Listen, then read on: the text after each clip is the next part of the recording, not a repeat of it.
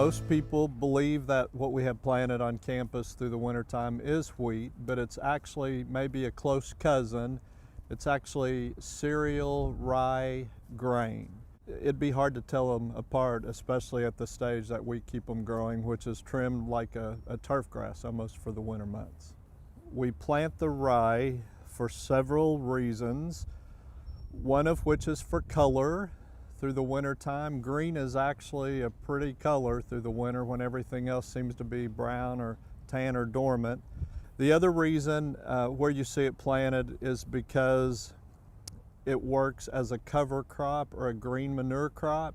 So here in the formal garden where you see it most predominantly, we plant it in the fall and we grow it through the winter time. We till it into the ground, roots and all the top that's left, and it acts again like a green manure crop. So we're adding organic matter back to the soil, which actually benefits the soil. It helps encourage more microorganisms. It's a fluffier, lighter soil, so we grow seasonal color a little bit better. With organic matter, we get more earthworms, which we didn't used to have in this garden. It was very heavy clay, so it's really worked nicely as a green manure crop. Rye grain, when grown as a green manure crop, can actually minimize soil-borne diseases.